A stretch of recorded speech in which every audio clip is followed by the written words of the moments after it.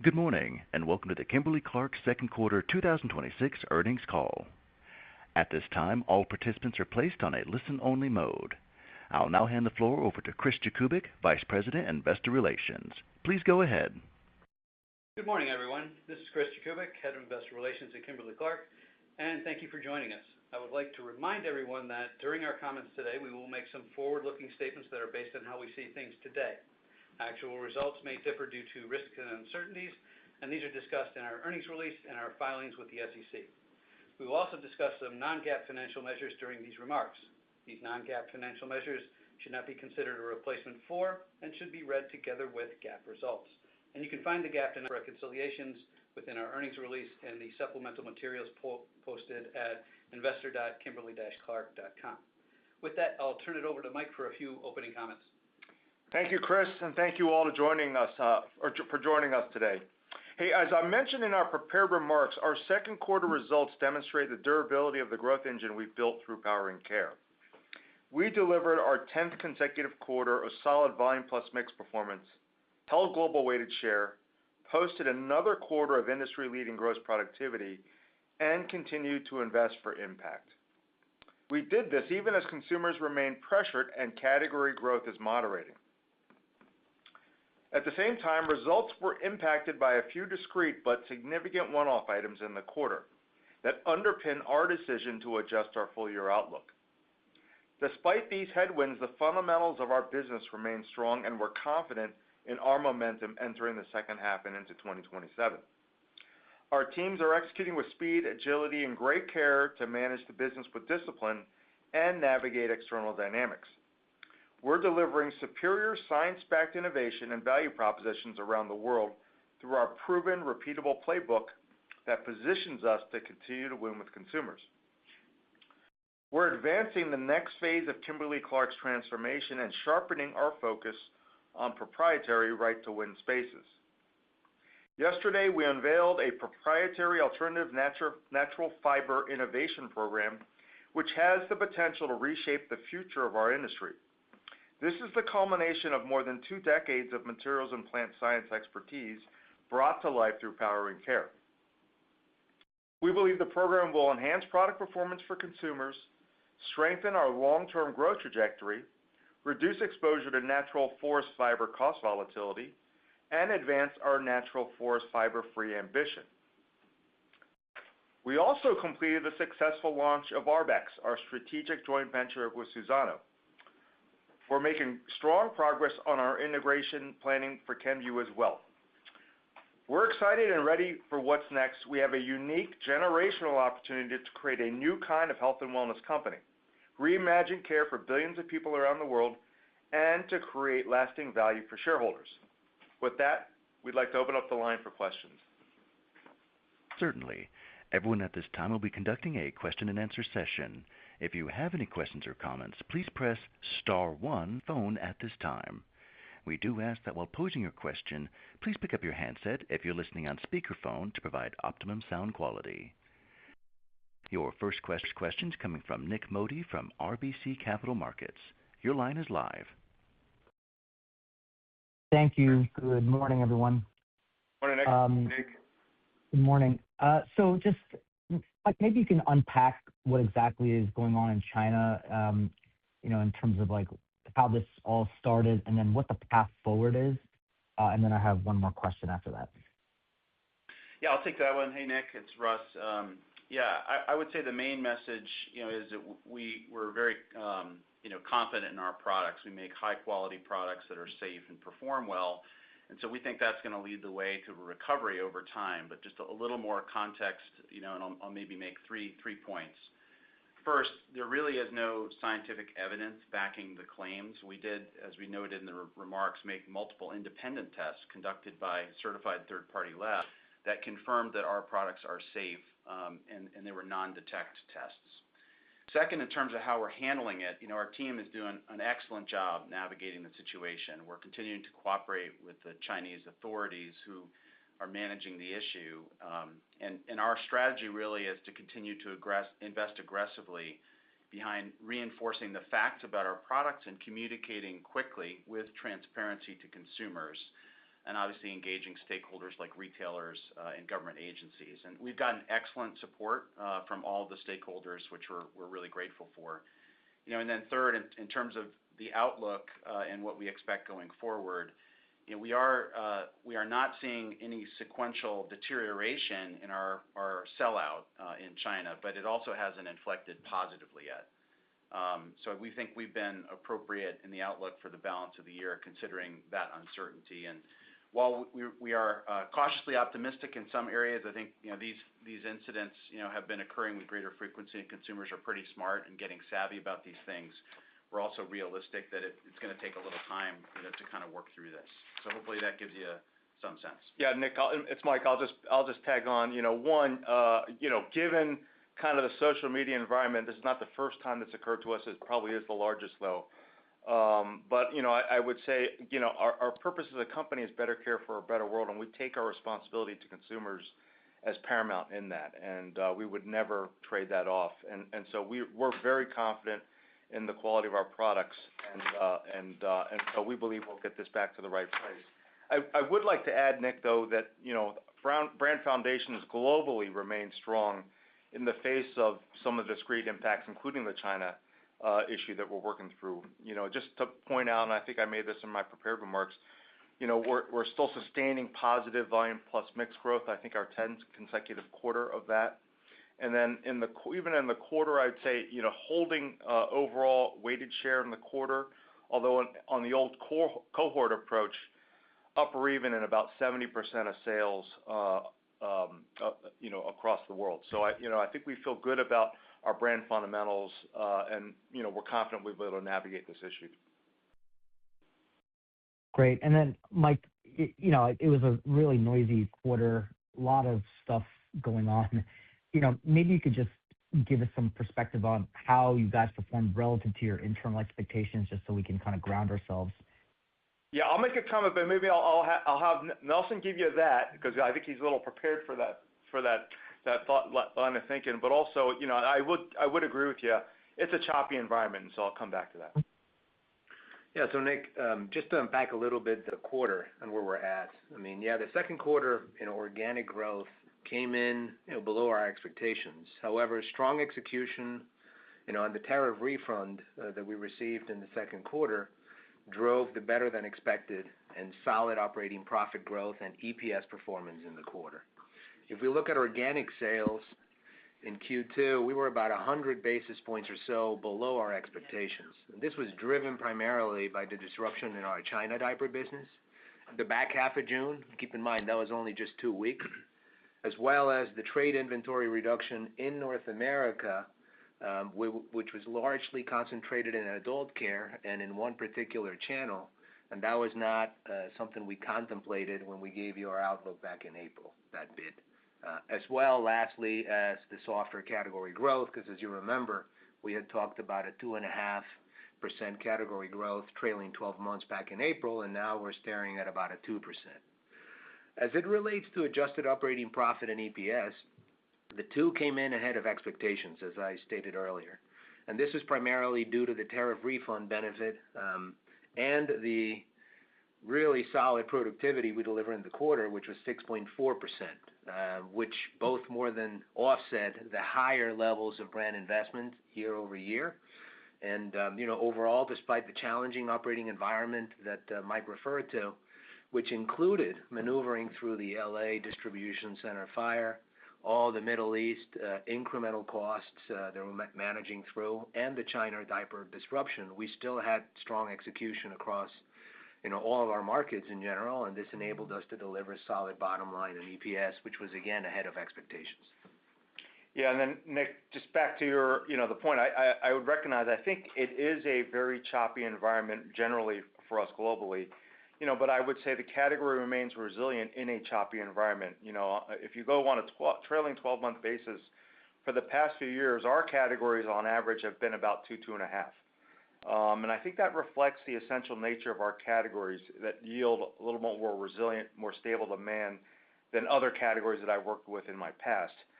That all said, though, I would say, Nick, I think you see it too. Consumers are clearly under increased pressure I think we're seeing sentiment especially among lower income consumers, is weakening, and we're seeing greater variability in consumption. Weighted growth across our categories in North America moderated sequentially from 3.7% last quarter to 1.9%. If you go further back, Q4 I think was plus 0.4, right? So it is choppy. But the thing I will tell you is, at least some of that choppiness is potentially exacerbated by maybe promotional timing effects. And the reality of our categories compared to some of the food categories that Nelson and Russ and I have worked in the past is we tend to be more concentrated in a smaller number of large retailers. And so I think large promotional events can swing things. And I think we've seen that, from quarter to quarter. And so, I would say, we expect promotion kind of variation to normalize over time. Great. Thank you, guys. I'll pass it on. Thank you. Your next question's coming from Chris Carey from Wells Fargo Securities. Your line is live. Hi. Good morning, everybody. Thank you. The first question is a clarification question. So what was the tariff refund in the quarter, and do you expect any more? I'm trying to understand the full year guidance, tariff refund versus inflation and the mitigation efforts that you're doing, and so it'll help isolate some of those key buckets. Then I have a follow-up. Sure, Chris. So a few things. I mean, in terms of the refund that we received in the quarter in North America, the U.S., it was $45 million. And that represents roughly about half of what we paid in North America as a whole. And keep in mind, that's not just the U.S., because there were some retaliatory tariffs that we paid earlier last year in Canada as well. So overall, this is reflected in our second quarter results and in our updated outlook. For the balance of the year, we don't have anything much more material factored in. So that's largely what's included in our outlook. And right now, beyond that refund, we're continuing to monitor policy environment and what's out there. Great. And then going into 2027, there had been an expectation for mid-single digit dilution from deal activity, and then there was going to be an underlying assumption for base, Kimberly-Clark. Just given what we're seeing in the backdrop for categories in North America and the competitive activity, given the volatility in China, and also your latest expectations for Kenvue, which sounds like it's closing in Q4 with good line of sight on synergies. Do you continue to view the 2027 construct as you had laid out as still as tangible or firm as you had done before? Just give us a sense of maybe how thought process may be evolving as you get a bit more information about both your legacy Kimberly-Clark business and also Kenvue as you go into next year. Yeah. So Chris, let me unpack your question a little bit. So first, we remain very confident in our ability to create generational value through the Kenvue acquisition, joining forces the two companies. Based on what we know today, we do not believe the factors driving our lower standalone 26 earnings outlook, and that's for us, materially change the underlying earnings potential of either our standalone businesses, or the combined company going forward. Now, clearly, the exact timing and pace of the recovery in China following the diaper disruption will influence how quickly results normalize.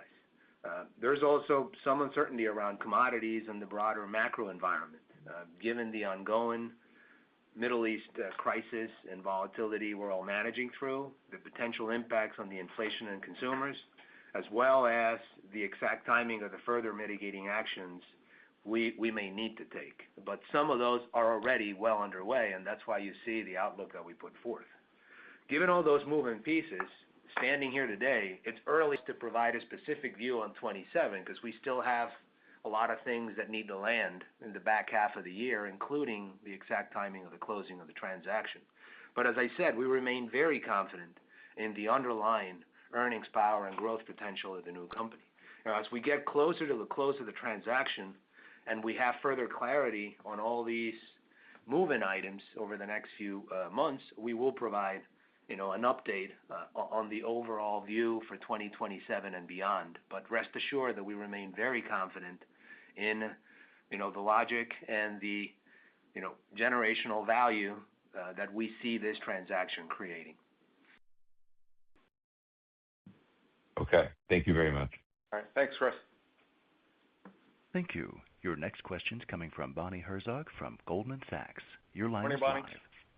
Good, Bonnie. Thank you, and good morning. Yeah, good morning, everyone. I have a question on North America, which came in a bit below our expectations. First, could you unpack the drivers of this softness, including underlying consumption trends versus retailer destocking, and ultimately, how your business in North America performed relative to your internal expectations? And second, it sounds like you're expecting a stronger 2H, so could you talk through the drivers of this and maybe, what gives you the confidence and visibility in this expected improvement? Thanks. Yeah, why don't let me unpack the quarter and the half in terms of the puts and takes and the drivers, and then Russ will chime in on why our conviction in the acceleration of the business as we go through Q3 and Q4, and our confidence in our overall North America business and the strength of our propositions for consumers and customers. But as we chatted back in April, Bonnie, underlying consumption, we expected it to be ahead of shipments for the second quarter, in line with what we saw in the first quarter. And as we think about what transcended in the quarter, a couple of things. One, shipments in North America consumer categories, in fact, lagged consumption by about 170 basis points. And then to be clear, the shipments were down about 1.4% in consumer, as opposed to a consumption growth, which was 0.3%. And that was mainly by two factors. The first one, as we chatted back in April, the LA distribution center fire would represent a headwind of around 80 basis points to top line in the quarter for North America, and that largely came in as expected, right around $22 million to be exact. And then in addition, we had the retailer inventory movements, which in total year on year impacted shipments growth by roughly 100 basis points versus last year. And of this, we had about half of that was not something we anticipated when we gave you our outlook back in April. And this had to do with a particular channel and largely the adult category. Taken together, these two factors largely explain the gap between shipments and consumption. If you look at the first half, three factors would have caused shipments to lag consumption by right around 200 basis points for the North America consumer business. And these are, one, the LA distribution fire, which was around 40 basis points of a headwind in the half. Then the retailer inventory movements, which for the half represented, again, about 100 basis points year on year.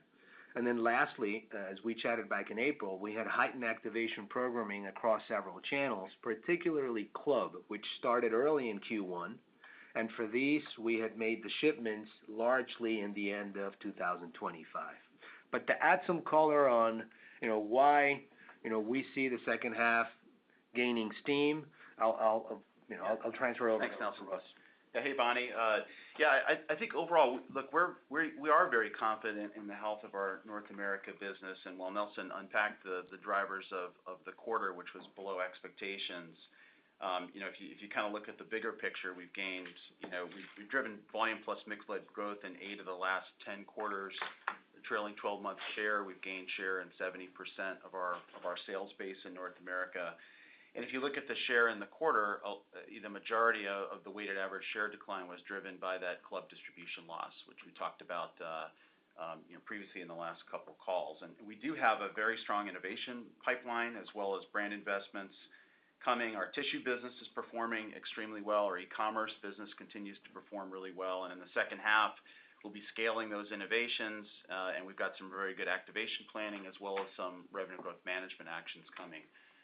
So we do feel confident in the second half, that the outlook really is to grow in line with our categories, that we'll be able to achieve that considering all the elements that Nelson went through. And it's an easier comp as well. Easier comp. Because the other betas, remember, Q2 in North 5%. America, we had 5% volume growth in the prior year. So the comps get easier as we go into the second half of North America. Okay, helpful color. I'll pass it on. Thank you. Thank you. Your next question is coming from Michael Lavery from Piper Sandler. Your line Morning, is Michael. live. Hey, Michael. Good morning. I just want to touch on innovation, and you've laid out a robust pipeline this year, obviously, and touched on some examples in the prepared remarks, which were great. Maybe just help us understand some of how it's running against expectations and timing, and I guess specifically how much wraps maybe into 2027, and maybe it's just overshadowed a bit this year by China disruptions and destocking. But then I would also love to understand the new fiber platform, maybe how quickly that could drive new end products, and what, if any, upfront costs we should keep in mind about how you launch that. Yeah. Okay. Thanks, Michael. Yeah. Overall on innovation, I'd say we feel great about our innovation that we're launching, and I think we said at the beginning of the year that this is probably the most commercial activation of innovation that we've had in my time here at Kimberly-Clark. And I would tell you, I would say also, that pipeline is good going forward. I think if you see kind of what we're doing this year, I think the stuff that we have coming in the next few years, I feel like are going to be bigger and better than that. And so, I'm really excited about our development, and I think that reflects the discipline that we've had in our organization, and this is kind of an artifact of this kind of fast, agile matrix that kind of pulls the markets and the functions together. Michael, I think we started looking much further out, and one of our core metrics is future pipeline development, and we're feeling pretty good about the trajectory. But maybe Russ, you may want to comment about some of the in-year. I'll just double click a little bit, Mike, on that and talk a little bit more. You may have recall our Chief R&D Officer Craig Slapchuk talking about the pipeline development, and that's one of the reasons why we're very confident as we can see into the future of the next 3 years, and the quality of our consumer insights has gotten better, and then the Power and Care matrix has really enabled us to scale innovations around the world much more quickly. And so we've done that in Fem Care. You're seeing the impact of that in IPC, for example, where you've seen our organic growth accelerating, our share gains coming through in categories like diapers, and that really is significantly driven by innovation, and I think that's what's been powering the North America business, especially in personal care, and now you're seeing it come through in tissue. So it really is a broad-based set rather than any one particular innovation. I think we feel very good about the portfolio we're building and have continued visibility that that's going to take shape and gain traction over time through that 3-year funnel process that we've been diligently building with the teams around the world. So I don't know, do you want to talk about the fiber one? Or Yeah, Michael, hopefully you can tell we're very excited about our alternative natural fiber program. And through that, we really believe we're going to positively impact the category, the planet, and the economics of the business. I think material invention has been a core of Kimberly-Clark. 2 weeks ago, I was up in Neenah, and I was meeting with the family of the company's second CEO, a man named F.J. Sensenbrenner, and I was reminded by them that under his watch, they launched a product called Cellucotton, and that was an invention at the time, that ultimately became Kotex and Kleenex and then eventually bath tissue. But, the creation of that tissue-based product. And so I would say this is similar, right? And this is the culmination of over 2 decades of material and plant science investment and development. And I really do think this has potential to become our next great material platform. With the heritage of, Cellucotton, I think we believe we invented the nonwovens platform as well, and so this would be like that. And I think it's going to be great on the 3 dimensions that I mentioned earlier. Number 1, better for consumers. This fiber has unique properties, and it pushes the frontiers of the softness versus strength kind of frontier, right? And so for a given amount of strength, it adds superior softness, and so that will enable us to make a superior tissue. So number two, obviously, we believe it's better for the planet, Michael. It's a farm crop, so that's going to replace natural forest fiber in our production mix. And so because of that, it's also super land efficient. If you think about, our requirements for pulp, that's harvested from millions of acres annually, right? And so, this product would be very dense, very land efficient, and it's grown on a fraction of the acreage to source an equivalent, amount of volume. So that's part two. And then part three, it grows only in arid conditions, and because of that, it's a water miser, and so it does not consume very much water. And in fact, being a farm crop, then it would, take on a fraction of some of the crops that are currently produced in the region. So, we're excited about the impact on the planet that we have the potential to have. And then obviously we wouldn't be pursuing this if it didn't have good economics. And so it has the potential for us to, enhance margins and then, obviously, Michael, further reduce volatility. So that's an update on that. And Michael, on investments, just so you're on the loop, I mean,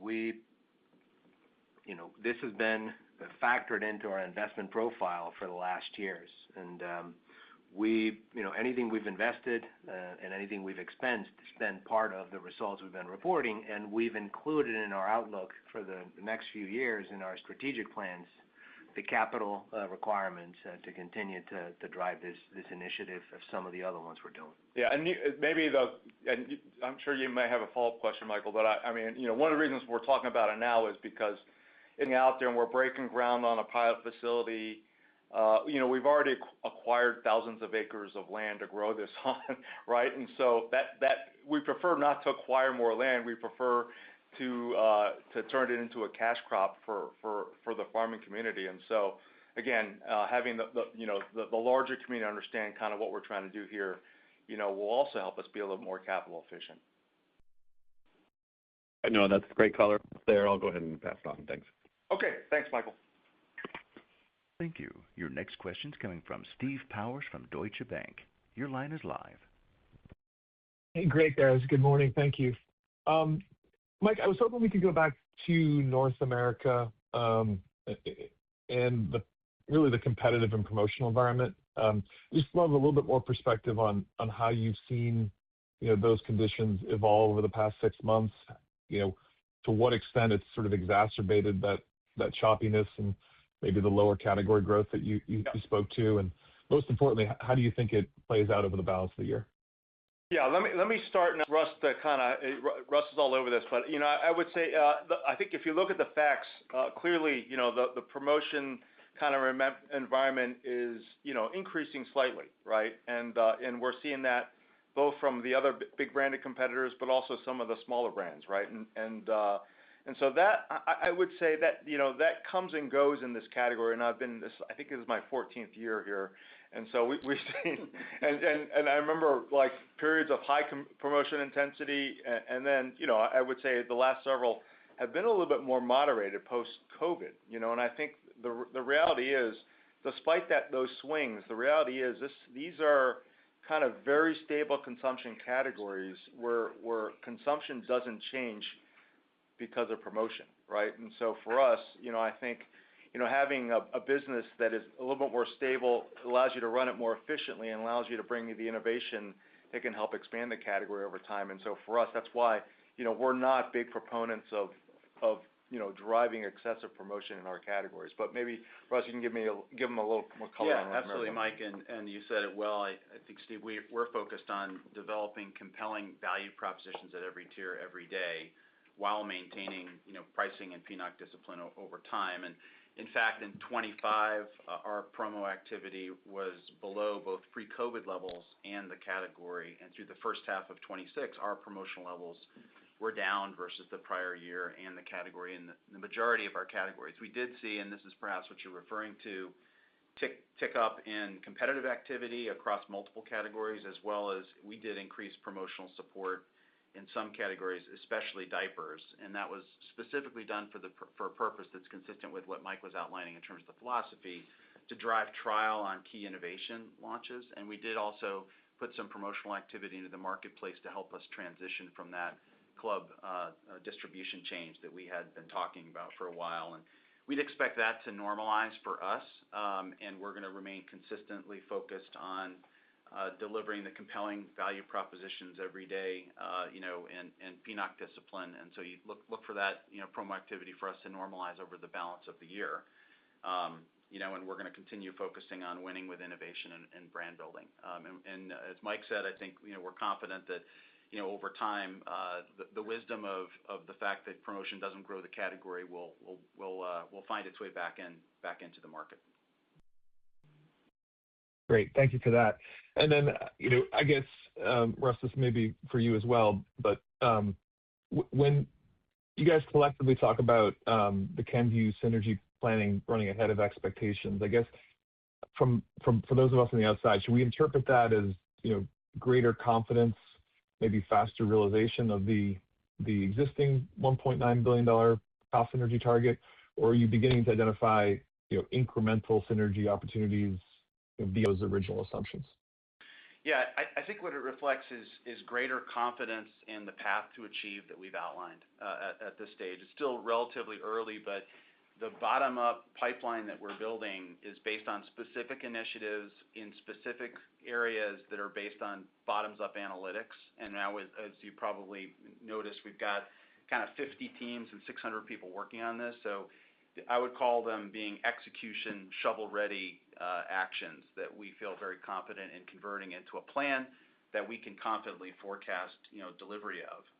And so that's exciting to us to have that visibility. It's probably a little early to see how that shakes out over 3 years, but we're working very quickly to fill that in and feel very confident that we're moving in the right direction at pace. I don't know. Yeah, and just to add, Steve, I mean, we're not getting into unpacking, what the cadence will be at this stage, because obviously things are happening that you guys have seen in Kenvue. I mean, they've already announced some actions that we are in the process of factoring in to our plans, which obviously, to the extent that that's delivering savings that we would have contemplated, all the better. But again, a lot of moving pieces that we're working through. The overall confidence really goes back to what you said first. Our confidence in the total number of synergies, and we'll be back when we get to the closing of the transaction to give an update on what is that cadence, what are those numbers exactly, factoring in the actions that Kenvue is taking this year, such that you can do the updates and we can have that all cleared out. Yeah, and Steve, maybe I'll just add a little top spin on the thing, which is, I think I said, when I was with you over the summer, hey, the closer we look at this thing, the better it gets. And part of it is, certainly I think, right now we're focused, and Russ is on point for helping us line up the synergy commitment, right? And so, but I would tell you, we're not signing up for more than that at this point. But I would say we're feeling very good about the operationalization of that. We did have our leadership teams, the future leadership team together for a week last month, and then we've had these detailed assessments done of the entire management teams on both companies, kind of brought in and just to evaluate as we're selecting talent. And the thing that the lead facilitator from that organization pointed out was the extraordinary, unique kind of attribute of the combined team was a deep focus on execution. And we love that because we hopefully you guys are seeing that, one of our calling cards is excellent execution. And so as kind of Russ helps us and the integration team leads us through the process, we're gaining confidence in that. That said, and so we're not signing up for more synergies, but I will tell you, part of the closer you look, the better it gets, is there's more growth in these categories than we originally thought when we did this deal. And I would say these categories are, especially when we look on the Kenvue side, all right, they tend to be a little bit more underdeveloped, mostly because there's a pretty significant gap between the incidence of a health issue and treatment. And that's a little bit different for us, right? If you think about it, if you are going to the bathroom, you're probably in the bath tissue category, or if you have a baby, you're probably in the diaper category. So this gap to incidence isn't, really common in our categories, but I think it's very common in the consumer health categories. And so we're really excited about that because that's something that can be expanded through the right category building programming. Perfect. I can sense your excitement, Mike. Thank you very much. Thanks, Steve. Thank you. Your next question's coming from Lauren Lieberman from Barclays. Your line is live. Thanks so much. Just wanted to go back again to pricing and promotional environment in the U.S. I know Russ and Mike, you just kind of covered off on this, but just getting a little bit more specific. I think when we look at Nielsen data, which I know is not, the end-all be-all for what's actually happening in the marketplace, but it's like some of what was promotion has now been from you guys has now been in the market so long that it's actually showing up as lower price, not being captured as promotion. So as we think going forward and with their comments on PNOC, and I think what implies some price increases from here, I wanted to try to understand how much of that is less promotional activity versus real list price increases as you manage through cost inflation. Thanks. Hey, Lauren, I'll take that one. It's Russ. Yeah, I think you're right to point that out. And our focus has been growing volume and mix, and you hit the word on the PNOC discipline. And in fact, what you're seeing on the headwinds, I think, have been a few temporary dynamics, and you called out a couple. We have had some temporary promotions in the marketplace, but also have made some targeted revenue growth management actions to address specific consumer-driven opportunities and sharpen value surgically. And also, you're also going to see a channel mix element as the consumer looks for more value, both in terms of what channels they're shopping in, online and club, and pack sizes. That has an impact on our pricing. And so that's part of what you saw in the first half this year of seeing total company pricing down 50 bips. And over time, innovation and brand activation are going to continue to drive that, but we will be taking pricing actions. So to cover inflation in the second half of this year, and the magnitude of that, if you think about that in the overall portfolio, will be low single digits overall. Those are in the marketplace now, and you'll be seeing those come through. And that's part of the balance of the cycle of trying to balance out PNOC discipline over time using all the levers in the toolkit. And again, we've done that in some cases with innovation attached to it, and in other cases targeted our revenue growth management actions based on just commodity movements that we had to hit. So the main point is, I think, as part of the cycle, we're looking at innovation and brand building as the thing that will carry price mix over the long run, but we will be taking action in some areas to address some of those issues in the marketplace. Great. And Russ, just to clarify, if I can, the low single digit pricing statement, is that a North America number or a global number? Yeah, it's primarily in North America. That number, I think, globally, it's going to vary it's going to vary a lot based on the geography. So that we have taken actions around the world as well. Right. So okay. We've taken actions across many countries, as you might imagine, Lauren. So, and the overall is following the principle of pricing net of cost neutral over time. But it's not just revenue growth management. Remember, we're also delivering the highest productivity we've ever delivered. We're also managing negotiations and contracts with our vendors and our suppliers. So it's the full toolkit, and not just that. That's one lever. Yeah. And just let me underscore. I'm sorry, Mike. Just underscore with that. The innovation is the key element to that helps create premiumization and positive mix, and also helps drive growth. That really, to me, is the core of that engine. Yeah, and maybe related to what Russ was just talking about, Lauren. Like the guiding thing for us is, especially in this environment, we have to have a superior value proposition. Yeah. And so that's kind of the company's focus. And so even though, with inflation, there are some PNOC actions we have to take, we're always going to be cognizant of making sure we're offering a great value. And, and I think, if you look at the past couple of years, we've paid particular attention to the value consumer or the middle income consumer. I think they've been under more stress. And we think our approach to sharpen that offering, both in terms of product quality, primarily through product quality, I think has worked really hard for us. Okay.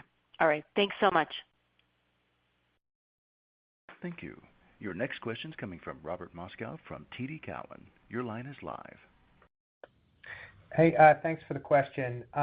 It may be too early to ask this about 2027, but with all of the noise this year from a lot of incidents that certainly could be considered transitory, would you consider 2027 to have an easy comparison at this point, or is it that these are volatile times? There's not a lot of visibility to that, so don't get your hopes up. So maybe you could, I could start with there. Yeah, well, one, I'm going to let Nelson kind of weigh in here, but Rob, I think the volatility is out there, and so I think that answer can vary a little bit depending on what the facts are kind of in the day. And so we're very focused on running the business for the long term. But I think the thing that you point out in your question is there is a lot of volatility in the marketplace, and we're trying to make sense of it. Yeah, and Rob, to Mike's point, I mean, we've been around for 154 years and counting, so we've gone through a lot of these cycles in prior lives, and obviously this has gotten a little bit more the norm in the last few years. However, the underlying strength of the business, the power of our innovation pipelines, the executional prowess of our teams is second to none. And that, I think, is what carries the day. I mean, where we land in 2027, it's early to tell. As I was sharing with Chris earlier, the thing is, the speed of the recovery in China is going to be one, and we factored in, a significant amount for the balance of the second half, even though we're going to get back to, growth in versus the second quarter, because we're seeing the strength of the innovation pipeline and the executional plans that we've got in place. We're also managing through the inflationary impacts in the Middle East, and as you heard, as we were chatting with Lauren, we are taking very clear actions to address them in a thoughtful manner, because we want to make sure that we're addressing our consumer needs and we meet them where they need us to be. So that's all being factored in. We'll come back, towards the end of the year, beginning of next year, with what is the view for 2027, factoring that in. But I would also like to highlight that the strength of our categories, the resiliency of our categories is there. I mean, we continue to grow, trailing 12 months, about 2%. So that is solid. That is very solid. And we've been putting out there growth, vol mix, in the last 9-10 quarters consecutively. So the strength of the business is solid. We're very confident in our plans, and we'll just need to keep navigating the choppy waters we're in, as Mike referred to. Okay, a quick follow-up. Is it going to be very easy for you to tell whether competition is following you on these price increases, particularly in North America? And you say that you expect the promotional environment to normalize, eventually, or at least your promotions to normalize. Is it possible that if they don't follow, that you might have to promote some of this back? Yeah, I'd say, Rob, it's always possible, but that's just not, that we're going to run our play. Our play is really bringing great innovation, helping consumers understand how our innovation uniquely solves their problems in a different, better way. We're going to drive productivity in our costs, and we want to be affordable. And so I think those are all the things, and I think that's the play. Are we paying close attention to the promotion environment? For sure. Right, and we recognize we're not going to put our head in the sand, but I think we're also trying to manage our approach, because we've seen the other approach and it doesn't work. Right, and the other one, Rob, is no one's immune in the mid-long term to the inflationary environment. The key is that you got to manage the entirety of the toolkit, and that's why we've been so focused on the productivity bid. And as we've been sharing, we still have in North America a lot of room to go, because we're still undertaking the $2 billion investment in the supply chain restructuring in North America that's coming on over the next few months, and it'll carry through in 27 and 28.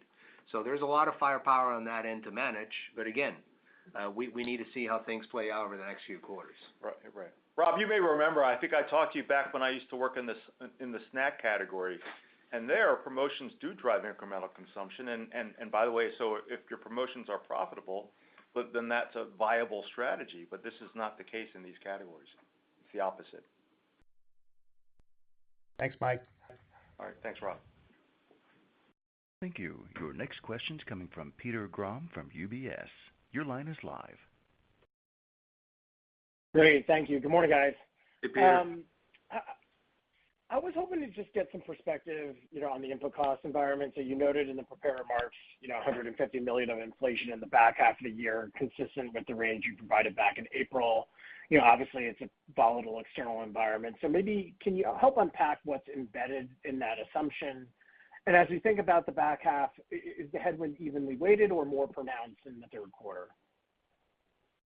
Yeah, so let me unpack a little bit what we've got for the second half, and then also an update versus what we shared back in April, because as you recall, we had not included the back half as part of the cost impact. So a few things. One, I do want to give a shout out to our teams. I mean, they've been working very diligently to manage through the volatility that we've got, first and foremost to ensure that we have product availability so we can serve our consumers and our customers, and then also to be able to manage through the higher costs such that we can deliver on our commitments. And a few things there. As we look at what we said back in April, we said that for the second quarter we expected inflationary headwinds to be around $50 million for the quarter, primarily related to the higher oil-linked input costs as well as some of the impacts from the LA distribution center. Those impacts came through pretty much as expected and are reflected in our first half results.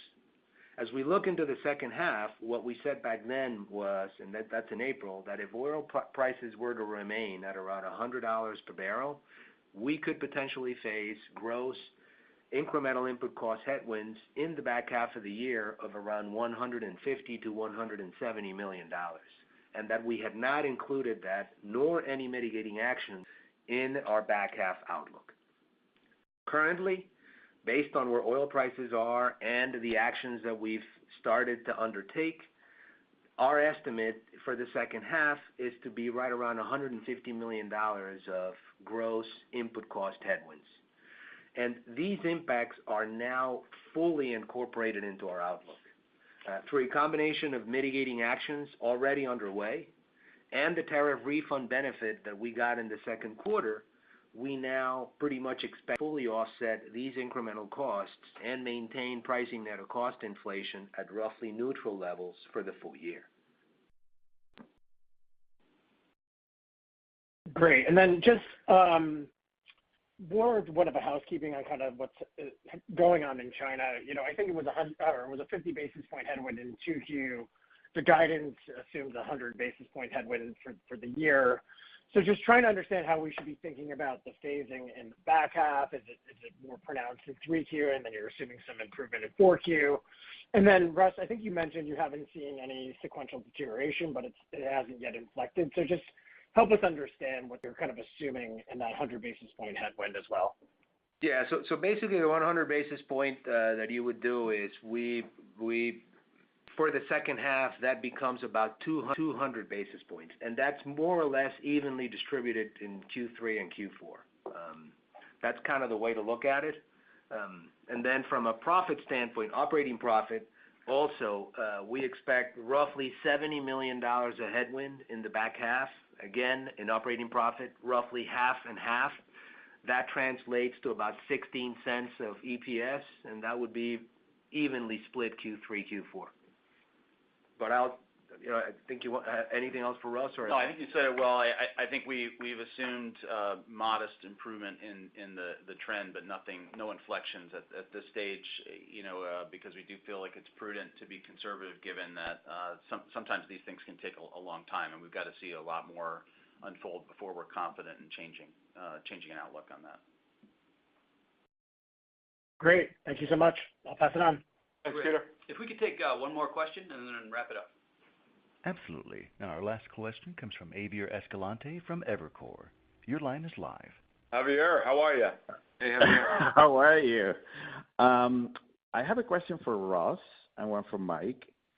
Hopefully the one on Ross is not an overkill, but if you can give us an update on diapers. It feels as if that these imports, and this is U.S. diapers, imports, the ones backed by the retailers, seem to be kind of like peaking. So whether that is true, and also there is any commentary on the overlap with the relaunch from by your main competitor in the U.S. Any color there, that would be great. And in tissue, we do see an improvement in July, and there is this powerful shift to club and online. So if you can comment what's driving that. And I have a question for Mike. Thank you. Hey, Javier, how you doing? Yeah, on the diaper question, I think you're right. You probably, Javier, have followed the category enough to know that there's been a long history of new players coming in, and then sometimes they peak and then abate. Certainly there's a lot of those entering the marketplace right now, and that's a dynamic we're contending with. And so our focus in terms of how we deal with that is to just stay focused on executing our strategy, which I think has been very successful around the world, and that's to continue bringing innovation and focus on strong value propositions at every tier of good, better, best. And I think that has been working in North America prior to the club distribution change we've talked about. We've gained share 2 years in a row despite that competition, and we do have a good innovation agenda. I think we're now number 1 in social engagement in 26. We've got a lot of good actions happening on premiumization. So we're going to stay focused on that. And in terms of how the other things play out, I think the consumers will decide. And we're confident that if we stay focused on our play, it's been very successful around the world, and that will continue to be true in North America. On the tissue, if I understood your question correctly, I think it was really just understanding a little bit more about what's maybe driving the improvement in our business. Is that right? Correct. Yeah. Well, I think I hate to be boring and repetitive, but it's the same thing. We really took the thinking of what are our value propositions by value tier in the marketplace, and really focused on sharpening the strength of our offerings and then improving our innovations. And so you've seen that in Viva, which we highlighted, I think, in the call, where that's really been working for us. That's an example where we already have a great product. We just needed to activate it and do a better job in packaging it, communicating it, and building the brand. And that has been very successful. I think we gained 80 basis points of share in the second quarter on that. We've got great innovation on Kleenex, which has been really performing very, very well in gaining share consistently over the last several years. And we have some new innovations on format that have insights around them with respect to consumer usage occasions. And then on the dry bath side, we've done a great job, I think, sharpening our value, which is very, very important to a large swath of consumers, and have done extremely well in the good tier, this year to date. So it's all those things together, Javier, with brand building, activation, and innovation. And we actually have some very good things coming as well next year and the year following on tissue that we're excited about, in addition to the fiber thing. So there's a lot of good things happening there. So I'll turn it to Mike on the second part. Yeah, I mean, Javier, just to tag on, I know you got a question for me separately, but I just want to emphasize, like the environment we understand. I mean, the fact that there's more competitors entering categories in North America, I mean, it's something that we're very well aware of, and I think we've been dealing with this for the past 10 years in China. There's 200 brands that we compete in diapers with in China, and we're very confident we have the best product in that market, which is why we became number 1. And so the thing that maybe I'll just emphasize, and the playbook is right, but superior value proposition, I will tell you the anchor for our superior value propositions at KC is differentiated product technologies. And so we feel fantastic about the innovations we've brought in personal care. I promise you, the innovations that you'll see in the next 3 years on personal care will be better than the ones we've launched over the last 10 years. It's also why we're doing things in tissue like alternative natural fibers. It's going to, in my mind, change the category, forever. And so again, that's kind of our bet, which is like, and this is kind of the calling card of KC, which is we are technologists first, engineers, and we invent better stuff, and we're good at it. Mike, thank you for that, Mike. With the completion of the Suzano deal, right? Talk about a little bit, I guess, better or expand on, what does it mean for you operating without the international tissue business, right? What does it mean in terms of your capacity and resources to invest in international personal care and also readying the integration of Kenvue? Thank you. Yeah, for sure. We're really, excited about the additional focus it brings. Although that notwithstanding, in a few months there'll be, a broader swath of categories we'll have to focus on as well. But we feel very good about it. I think, and maybe one of the best things, Javier, is I think in setting up Arbex, it wasn't like we were trying to move on from a problem or a challenge. I think the whole fundamental premise of our joint venture with Suzano to create Arbex is we're going to create a world-class global competitor in the hygiene and tissue business. And I think when you combine the scale and capabilities of what Suzano brings with our commercial capability and knowledge of tissue making, I think that's a powerful combination. And so I think there's no team within our company that was more excited than the Arbex team kind of getting started off about their future. And so we're really excited for them. Obviously, we all knew that we had this other thing, this alternative natural fiber up our sleeve as well. But, I think, part of it is we wanted to create an advantage business on that side. And then certainly within our house, the clear focus within personal care globally, I think really, helps us kind of drive the execution on that side. Thank you very much. Hey, Javier, just one last point, Russ, again. Yep. Just on the diapers point that you made. I just wanted to underscore that we have great respect for our competitors and for the things that are happening in the marketplace. But what gives us confidence, as well, even beyond the United States, is just how things are unfolding around the world, and that really, and Mike just mentioned this, the China product performance. As we've rolled the playbook out to other markets in IPC, you can see the results coming through. Notwithstanding the recent China issue we've had, we've been performing very strong in sequential improvements and double-digit gains in markets like India, Southeast Asia, Indonesia, and we're really strongly making progress kind of around the world. Especially when you look at things like market share and diapers. 390 basis points up in Indonesia, as well as 70 basis points up in Brazil, if that playbook is working. So that gives us confidence that it's not just a regional battle, but that the global playbook is translating across geographies, and that is no different in North America. And so that's really what we're focused on activating against, and we believe in the long run that we'll be successful with that. Much thanks for the great color. Thank you. Great. Thanks, Javier. Great. Well, we'll end it there for today. And for analysts who have follow-up questions, the IR team will be around to take them throughout the day. So thanks very much and have a great day. Thank you. Everyone, this concludes today's event. You may disconnect at this time and have a wonderful day. Thank you for your participation.